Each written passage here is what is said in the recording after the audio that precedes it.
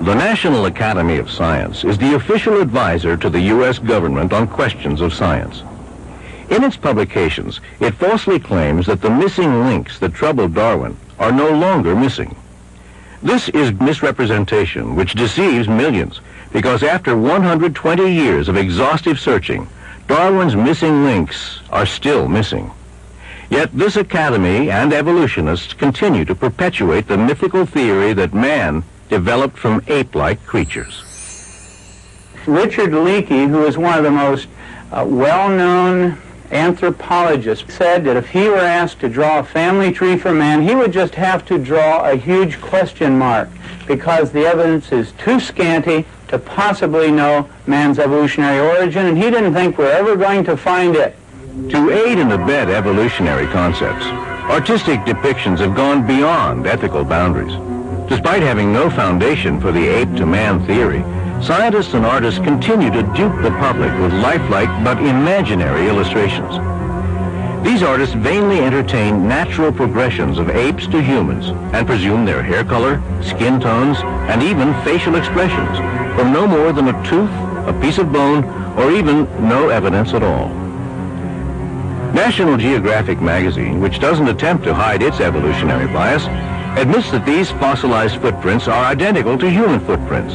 Yet artists take the liberty to accommodate evolutionary theory and illustrate ape-like features to fit ape-like creatures.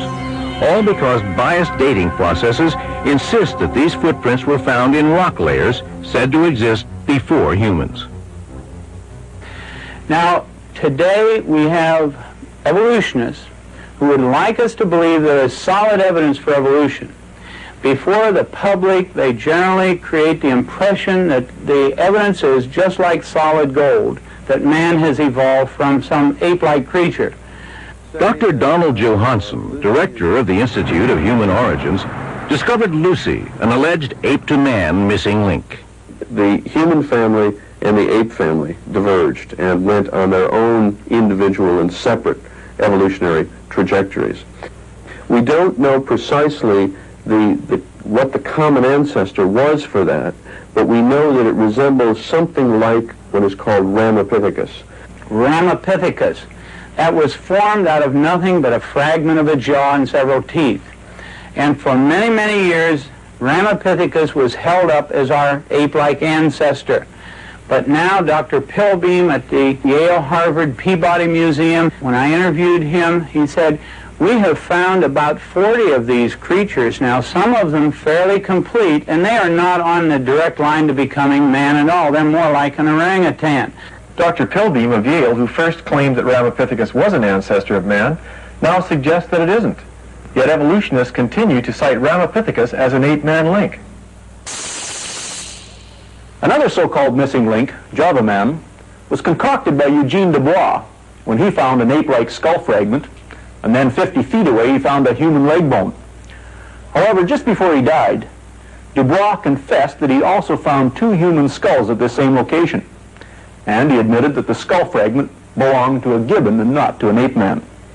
Homo erectus is probably best known as Java Man. And it was at this stage in human evolution that they began to make and use these large triangular hand axes. Brains expanded over 1,000 cc's, body proportions similar to ours evolved, and we were firmly on the road to later hominids, including modern humans. This hoax is still accepted by evolutionists today, and it's presented to the public as a true missing link.